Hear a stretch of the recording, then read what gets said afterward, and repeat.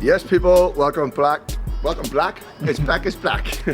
Yes, people, welcome back to the YouTube channel. Today is the well-awaited and heavily requested chest tutorial workout. Now, there has been a lot of people that have came on and actually asked about, Josh, how can I hit my chest? My arms are growing, my shoulders are growing, but my chest isn't growing. Today is the day that I explain everything in detail. So make sure to sit back, relax, subscribe, get your meal ready. If you're on cardio, keep it up, keep going. But I want to break down each exercise as why I do it, why it's good for the chest. Just basically run you through a typical chest focused push session for me, which will consist of, I'll just briefly touch on it, an incline clavicular fly, 3 pressing movements, 1 fly movement. So we've got 5 exercises for chest, 2 of which are flies, 3 of which are presses. Sit back, relax, and enjoy. Okay, people, so exercise 1, what we have planned is basically a pec fly of choice, a pec variation.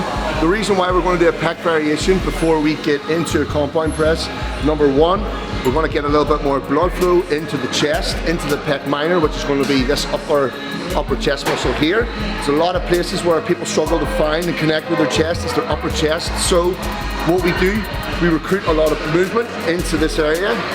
We pump up this muscle. What that's going to help into our second exercise, which is going to be our main compound, it is going to be helping with mind and muscle connection on the upper chest. Now it's a lot of pieces. This is an area. This is an area where people struggle to connect with. So watch carefully as I do this. I'm going to tell you, break it down, very simple, how to get the incline clavicular fly. First off, you want to get yourself one more rep. Shout out to Josh Bridgman. The OG Titan cuffs, these are the best cuffs to fit around your forearms. Yeah, you want to make sure that this here can get around your forearm. Okay, we're going to place the load in and around the forearm, so have a look. So, like so. Always is a nightmare getting into them. Okay. Now, as I perform this pec fly, first set is going to be a 12-15 rep set. I'm going to retract my shoulder blades like this. So you want to come on in. So you want to fully extend at the elbows. Let the elbows go soft. Keep your shoulder blades retracted. And now I'm driving the center of my elbows into the center of my body. Trying to drive elbows into the upper collarbone.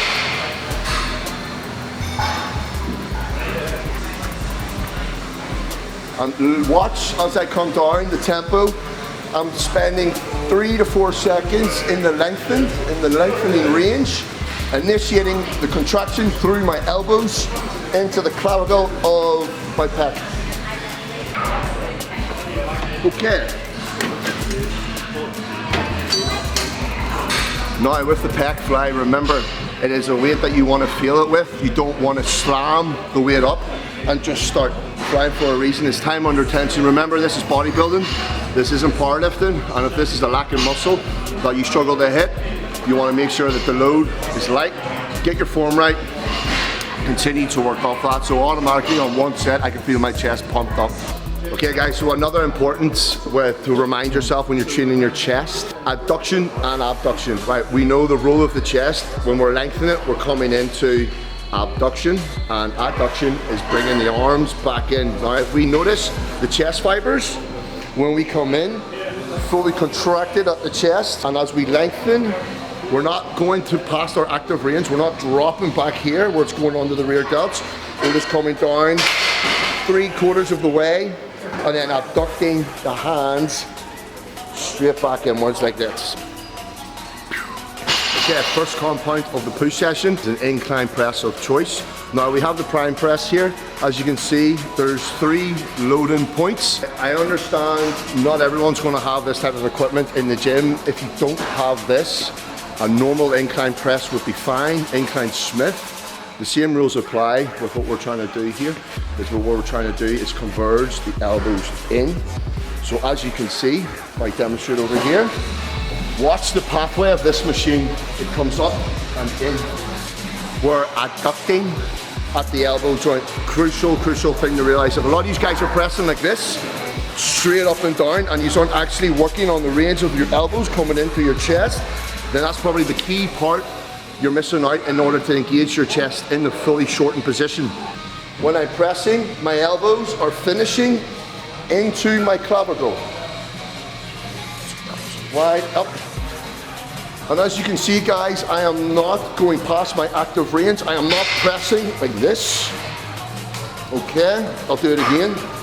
Not pressing like that. I'm staying in the active range of my chest, pressing up, driving elbows in and lock out here. I'm not externally extending my shoulder, okay? And come down, in, all in the pathway of the elbows, finishing in the center of your body. So look at the big boy weight on. I'm actually quite tired today. I've done shoulders 2 days ago, but you know what? We're here to train chest, and that's what we're doing.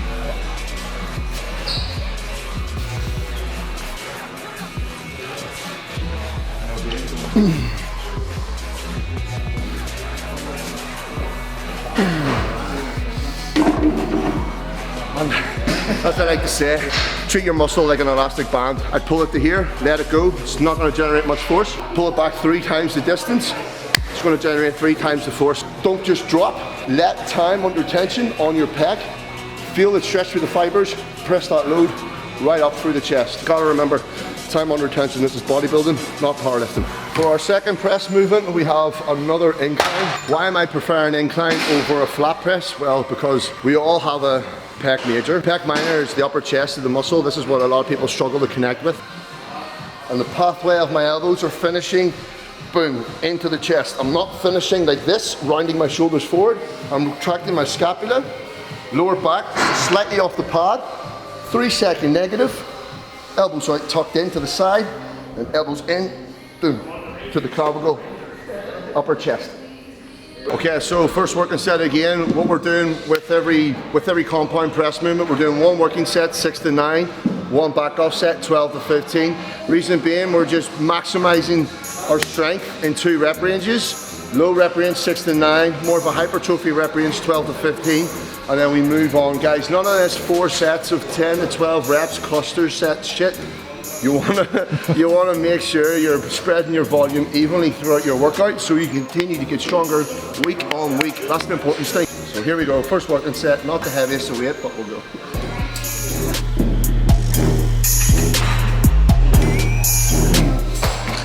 Ooh, that stings like a bitch. You say it's not that heavy, but that's me in each arm. I suppose.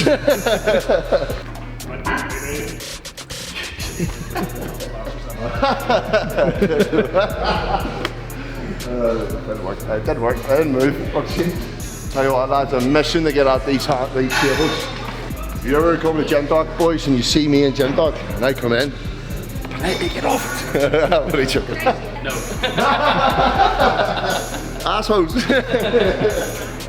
Okay, people, so we've got our flat press of choice, cable chest press, but we are also, like the other 2 exercises, we're converging with the elbows. So as you can see on my chest, if I press here versus if I press here, finish here, obviously the chest is a lot more contracted when the elbows are in together. Exact same what we're doing over here with every other exercise today.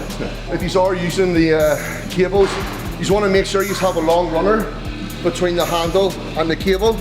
If I attach this handle here, then this ball is going to roll over your forearms and stuff. You don't want that. What you want to have is a nice, neat line of force where there's no tension on your forearms or the cable's not running off your forearms. So watch carefully, guys, the direction of where I press. So I'm not pressing straight out, I am pressing down and into the pec major.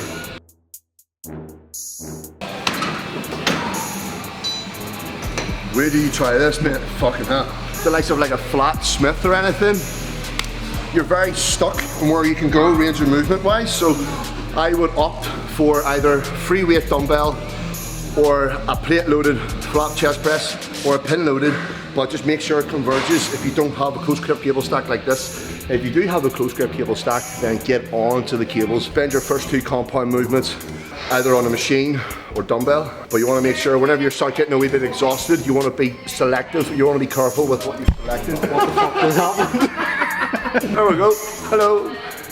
We've been a bit of a dizzy transaction. I think the camera's drunk. Thanks. But we're going, yeah, so as I was saying, guys, you want to make sure you pick, be careful with what you're selecting exercise-wise. When you start getting tired throughout the workout, you want to think what's going to require more stability. So, as we know, we're in the cable. It is a little bit more stable for us instead of a free weight, so we have more energy to fully contract hard.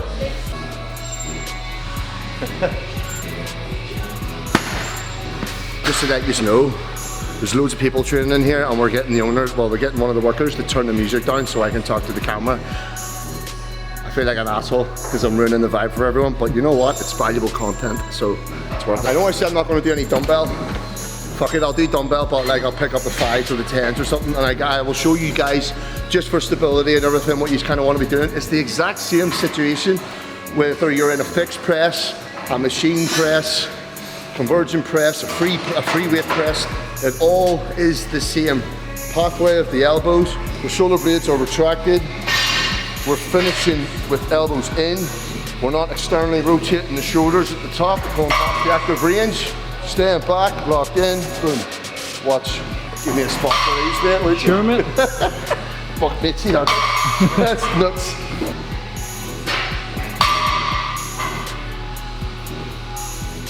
Now, if we see the position of my elbows when I finish, look, I'm not pressing like this.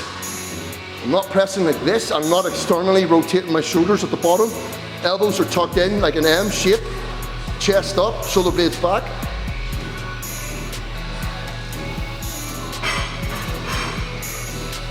Like so. So we're converging every single time. So every single time we're finishing here, we're not finishing out here. We're putting it all on the chest, not on the shoulders. Fucking Jesus. Oh fuck. Not too heavy from the dumbbell rack, mate. Boom. Right, we're back. My favourite piece of equipment, as is the whole entire fucking ball and hinge always over here. We are going to do a high to low. The reason why I prefer the high to low over a normal pec deck or an incline dumbbell fly is because we can actually create the perfect line of force here. Now, if you watch, this is the incorrect way to do a fly. This is going to blow your mind because 99% of the population do this. Okay, so I'm behind the camera here, people. Okay, so the weight is too heavy. He's having to lean forward. Okay, so we're not wanting him to lean forward, so that's the incorrect way. So drop the weight down, Don. You want to make sure you're going light enough so the weight does not pull you backwards, because you want to stay completely fixed in line with the cables. So yeah, perfect. As you can tell, his chest is a lot more upright. He's going to finish with his hands down here. Full abduction of the elbows and adduction, okay? So guys, give them a go. Stand high, stand tall, stand upright, don't fall forward. It's all about that girth, mate. Yeah, that's what she said. But yes, the cast handles, have a look. Right, these are like fat grips. I couldn't tell you the science behind them, but they fucking hit way better than normal handles. If your gym have fat grips, we all know people prefer you versus the person who tells you not to worry about. Very key important thing that I've learned recently as well. If you hold on to a fat grip handle and you perform a lateral raise with your hand maybe attached to like a cuff, like we done with the cable flies at the start, holding the handle, your hand in this grip, it's actually going to isolate your side delt a lot more than having your hand fully clenched. As mad as that sounds, it's true. D-Day, D-Day, steady day, motherfuckers. But yeah, we're going to move on to side delts. Now, I know this isn't part of chest, but why not just throw it in with you guys anyway, because it is part of my push workout. We have the cable stacked up at hip height, okay? So we don't want to make sure the cable's too low where it's dropping our shoulder. We want to make sure it's just up on the right line where our shoulder does not depress. That's the importance. Now, come close, watch this. I'm going to rotate my pinky to the ceiling. I'm going to try and laterally come out to the wall and not to the roof, okay?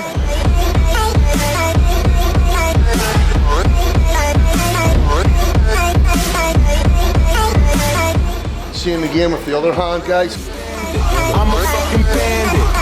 Understand it. I'm a fucking bandit. Right, so another really important thing with the side lateral raises, guys, you just want to make sure that you kind of lean away slightly. So if I'm using my right hand, I'm going to cross over my right leg, across my left leg. Now what this will do, will make us easier to get into the shortened range of the side delt, which the shortened range is here.